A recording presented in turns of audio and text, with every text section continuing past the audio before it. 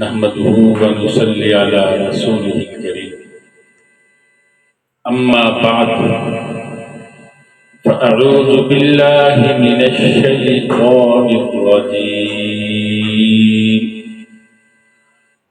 بسم الله الرحمن الرحيم مثل الذين ينفقون أموالهم في سبيل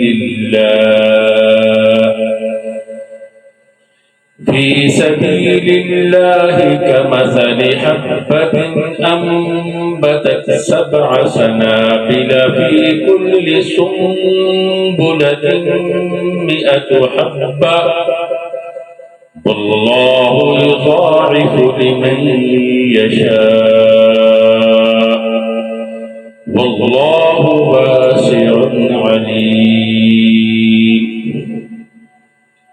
الذين ينفقون أموالهم في سبيل الله ثم لا يتبعون ما أنفقوا منا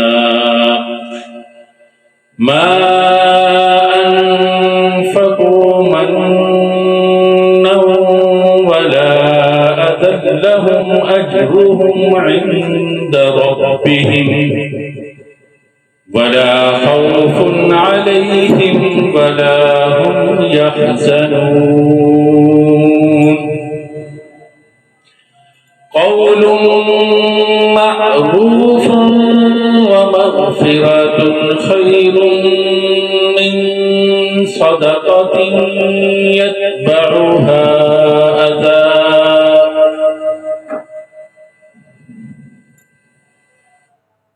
والله غني حليم. صدق الله العظيم. اس آیت مبارکہ میں جیسا کہ پہلے بھی اللہ رب العزت کے راستے میں اپنی جان پیش کرنا اور اسی طرح اللہ کے راستے میں اپنا مال خرچ کرنا اس کی بڑی فضیلت ہے اور یہ مضمون کافی پیچھے سے چلا آ رہا ہے. اللہ رب العزت فرماتے ہیں جو اللہ کے راستے میں خرچ کرتا ہے اس کی مثال ایسے ہے كمثل حبة أنبتت. مثل الذين ينفقون أموالهم في سبيل الله ان کی مثال جو اللہ کے راستے میں خرچ کرتے ہیں كمثل حبة أنبتت 7 سنابل في كل سنبلة 100 حبة والله يضاعف لمن يشاء والله واسع عليم. ایسی ہے جیسے ایک دانہ ہے وہ انبتت 7 سنابل وہ 7 بالیاں اگائے. اگاتا کون ہے؟ اللہ. یہاں نسبت کس کی طرف کی ہے؟ دانے کی طرف. تو یہ نسبت مجازن ہے، حقیقت میں اللہ تعالیٰ ہی اگاتا ہے. اور یہ اس طرح کی نسبت کلام عرب کے اندر بڑی معروف و مشہور ہے. اور اس نے 7 بالیاں اگائی اور ہر بالی کے اندر 100 دانہ ہو اور ہر بالی کے اندر 100 دانہ. ایک دانے نے 7 بالیاں اگائی اور ہر بالی میں 100 دانہ. کتنے دانے ہو گئے؟ 700 دانے. جو اللہ کے راستے میں ایک خرچ کرتا ہے اللہ اس کو 700 گنا ثواب دیتا ہے. واللہ یضاعف لمن یشاء واللہ واسع علیم. اللہ جس کو چاہتا ہے اس سے بھی بڑھا دیتا ہے. اللہ بڑی وسعتوں والا ہے، جاننے والا ہے. وہ لوگوں کی نیتوں کو جانتا ہے، ان کے ارادوں کو جانتا ہے، ان کے دلوں میں اٹھنے والے خیالات، دماغوں میں چلنے والی ان کے جو خیالات ہیں اللہ رب العزت ان کو جانتا ہے. اسی کے بقدر اللہ رب العزت جس کو چاہتا ہے بڑھا دیتا ہے. تو اللہ کے راستے میں خرچ کرنے کا کتنا اجر ہے؟ 700 گنا پر بھی بس نہیں. اللہ جس کو چاہتا ہے اس سے بھی زیادہ بڑھا دیتا ہے. اس لیے اللہ کے راستے میں اس خرچ کرنا دل کھول کے خرچ کرنا چاہیے، اس ڈر سے نہیں رکنا چاہیے کہ کہیں ہمارا مال کم ہو جائے گا۔ اللہ جیسے ثواب بڑھاتا ہے اور اسی طرح اللہ رب العزت دنیا میں بھی مال بھی اس کا بڑھا دیتا ہے، مال بھی کم نہیں ہونے دیتا۔ آگے فرمایا الذین ينفقون اموالهم فی سبیل اللہ ثم لا يتبعون ما انفقوا منا ولا اذى لهم اجرهم عند ربهم، جو اللہ کے راستے میں خرچ کرتے ہیں پھر خرچ کرنے کے بعد احسان نہیں کرتے، احسان نہیں جتلاتے، عزا نہ تکلیف دیتے ہیں، یعنی اس کو رسوا نہیں کرتے،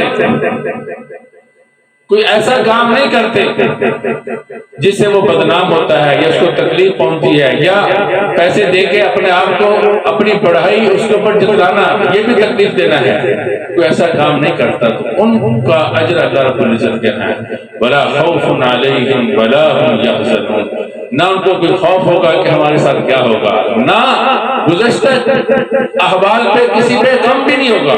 اللہ رب العزت اس قدر نوازیں گے کہ خوف اور غم ہر چیز ان کی ختم فرما دیں گے، اتنا ان کو عطا کریں گے۔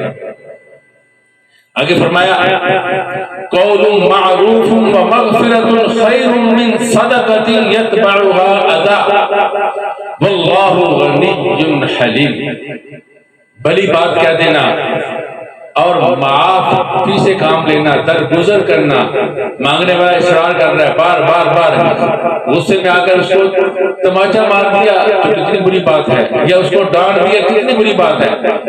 بلائی والی بات کرنا، نرمی سے سائل کو رد کرنا، اگر نہیں دے سکتے تو نرمی سے رد کرنا، یہ بہتر ہے ایسے صدقے سے یتبعها اذى، اس کے بعد تکلیف ہے، یعنی دے بھی دیا اور اس کو ڈانٹا بھی یا اس کو برا بھلا کہا مارا، اس سے بہتر ہے کہ انسان نرمی سے اس کو واپس بھیج دے، رد کر دے، اچھی بات سے اس کو رد کر دے۔ واللہ غنی حلیم، اللہ غنی ہے، اللہ رب العزت کو کسی چیز کی ضرورت نہیں ہے، وہ ایسا صدقہ قبول نہیں کرتے جس کے ساتھ احسان ہو اور تکلیف ہو، اور بردبار بھی ہیں، اگر احسان کرے گا تکلیف دے گا تو وہ گرفت بھی کر سکتے ہیں، مگر اس نے موقع دیا ہے، یہ وہ بردبار ہے، تحمل والا ہے، برداشت کرنے والا ہے، فوراً گرفت نہیں کرتا۔ تو خلاصہ یہ ہوا کہ ایسا ایک تو اللہ کے راستے میں خرچ کرنا بہت بڑا اس کا اجر ہے، جہاد میں خرچ کریں تب، ویسے خرچ کریں تب۔ حضرت عبد الرحمن بن عوف رضی اللہ تعالیٰ عنہ نبی اکرم صلی اللہ علیہ وسلم کے پاس تشریف لائے، فرمایا اللہ کے نبی صلی اللہ علیہ وسلم میرے پاس 8000 درہم تھے، ان میں سے میں 4000 درہم اپنے گھر والوں کے لیے رکھایا ہوں اور 4000 آپ کے لیے لے کے آیا ہوں، آپ اس کو اللہ کے راستے میں قبول فرما لیں۔ آپ صلی اللہ علیہ وسلم نے دعا دی کہ اللہ جو رکھ کر آئے ہیں اس میں بھی برکت ڈال، جو تیرے راستے میں لے کے آئے ہیں اس میں بھی برکت ڈال۔ حضرت عثمان غنی رضی اللہ تعالیٰ عنہ غزوہ تبوک جیش العسرہ، تنگی کا لشکر جو تھا، اس کے اندر 1000 اونٹ انہوں نے پیش کیا، بما کجاووں کے، بما ہر چیز کے پیش کیا۔ اللہ کے نبی صلی اللہ علیہ وسلم بڑے خوش ہوئے اور 1000 دینار لیا اور لا کر رسول اللہ صلی اللہ علیہ وسلم کی گود میں ڈال دیا۔ راوی کہتے ہیں کہ میں دیکھ رہا تھا اللہ کے نبی صلی اللہ علیہ وسلم انہیں پلٹ رہے تھے اور فرما رہے تھے ما ضر عثمان ما عمل بعد اليوم، آج کے بعد عثمان کو کوئی عمل بھی نقصان نہیں دے سکتا۔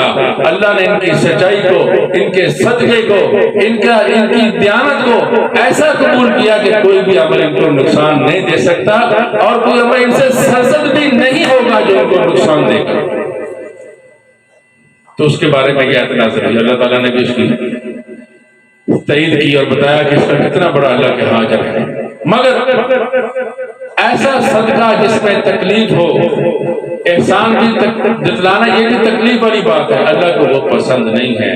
اس سے بہتر ہے کہ نرمی کے ساتھ، بلائی کے ساتھ، اچھے لفظوں کے ساتھ، اچھے طریقے کے ساتھ، اگر سائل مصر ہے، بار بار اصرار کیے جا رہا ہے، آپ کے پاس دینے کے لیے نہیں ہے، نہیں دے سکتے، تو اچھے الفاظ کے ساتھ، اچھے طریقے کے ساتھ اس کو رد کریں، اس کو لٹائیں، تکلیف نہ دیں۔ اللہ کو یہ انتہائی ناپسند عمل ہے کہ سائل کو آپ تکلیف دیں۔ تو آج کے لیے اتنا ہی کافی ہے۔ دعا کیجیے اللہ رب العزت اپنے راستے میں ہمیں دل کھول کر خرچ کرنے کی بھی توفیق عطا فرمائے، اور پھر اس کو اسی طرح قبولیت بھی عطا فرمائے۔